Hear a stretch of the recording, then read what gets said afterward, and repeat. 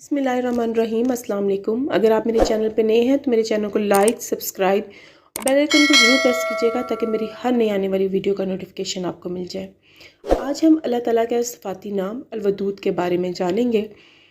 अल्लाह पाक का नाम अल-वदूद भी है, यानी बहुत मोहब्बत करने वाला। मुझे इस नाम से बहुत मोहब्बत है कि अल्लाह पाक इंसान से कितनी मोहब्बत करता है। हालांकि फ़रिश्ते इसकी दिन रात इबादत करते हैं, लेकिन अल्लाह पाक को हमारी इबादत, हमारा सजदा इतना पसंद है कि वो हमारी तरफ मुतवज्जह हो जाता है।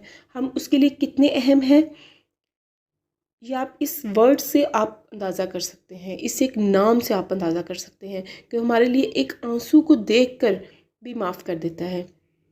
वो ये नहीं देखता इंसान अमीर है या गरीब, वो ये भी नहीं देखता उस इंसान ने मेरी कितनी ज़्यादा इबादत की है, वो ये भी नहीं देखता कि इंसान कितना गुनाहगार है। वो देखता है तो हमारा अखलास, हमारी लगन, हमारा यकीन, हमारे आंसुओं को ही देखता है।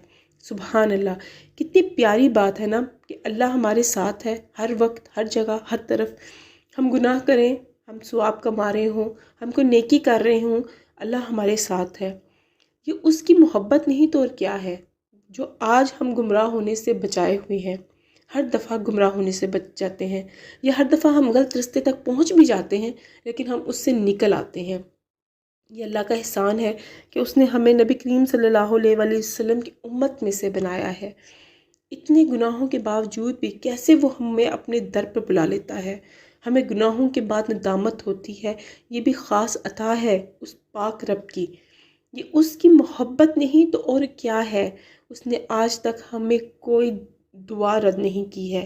अगर वो दुआ कबूल नहीं कर रहा तो उसमें भी हिकमत है, अगर वो दुआ कबूल कर रहा है तो उसमें भी हिकमत है।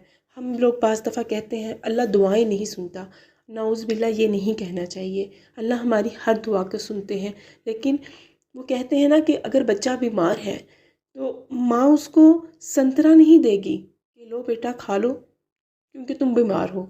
नहीं, वो उसको बाज़ करेगी, उसको रोक देगी, जब वो ठीक होगा फिर देगी। तो इसी तरह अल्लाह हमसे 70 माओं से ज़्यादा प्यार करता है, तो हमें वो उस वक्त ही देगा जब वो हमारे लिए हमारे हक़ में बेहतर होगी।